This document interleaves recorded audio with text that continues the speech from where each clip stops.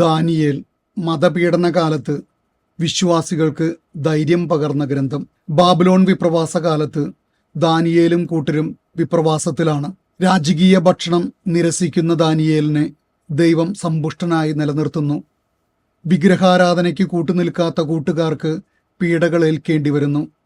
തീച്ചൂളയിലേക്കും സിംഹക്കുഴിയിലേക്കും എടുത്തെറിയപ്പെടുന്നവർ ദൈവത്തിൻ്റെ പ്രത്യേക സംരക്ഷണം അനുഭവിച്ചറിയുന്നു. സ്വപ്നങ്ങൾ വ്യാഖ്യാനിച്ചുകൊണ്ട് ദാനിയേൽ പ്രഖ്യാപിക്കുക ചരിത്രത്തെ നിയന്ത്രിക്കുന്നത് കർത്താവാണെന്നാണ്. മാനുഷികമായ സാമ്രാജ്യങ്ങളെല്ലാം താൽക്കാലികമാണെന്നും അനശ്വരമായത് ദൈവിക സാമ്രാജ്യം മാത്രമാണെന്നുമുള്ള പ്രഖ്യാപനമാണവിടെ. ദർശനങ്ങളിലൂടെയും അടയാളങ്ങളിലൂടെയും സഹനങ്ങൾക്കപ്പുറം ഒരു വിജയമുണ്ടെന്ന് പ്രഖ്യാപിക്കപ്പെടുന്നു. മനുഷ്യപുത്രൻ സ്വർഗീയ സിംഹാസനത്തിലിരിക്കുന്ന സാർവത്രിക രക്ഷയുടെ നിത്യജീവന്റെ അടയാളമായ മനുഷ്യപുത്രന്റെ അവതരണം പുതിയ നിയമത്തിൽ ക്രിസ്തു താൻ മനുഷ്യപുത്രനാണെന്ന് പ്രഖ്യാപിക്കുന്നതിൻ്റെ മുന്നാസ്വാദനമാണ്.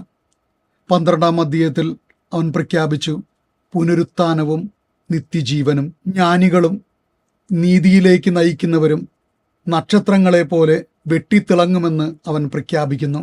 അനശ്വരതയെ ഉദ്ഘോഷിക്കുന്ന വിജാതീയ രാജാക്കന്മാർ പോലും ദൈവത്തിൻ്റെ സാർവത്രികമായ അധികാരത്തെ അംഗീകരിക്കുന്ന ദാനിയേലിൻ്റെ പുസ്തകം നമ്മളോടും ആവശ്യപ്പെടുക സ്ഥലകാല സാഹചര്യങ്ങൾക്കപ്പുറം ദൈവത്തോട് വിശ്വസ്തരായിരിക്കാൻ ധീരമായി കർത്താവിന് സാക്ഷ്യമേകാൻ സാധിക്കുമോ നമുക്ക്? ഈശോ മിശിഹായ്ക്ക് സ്തുതിയായിരിക്കട്ടെ.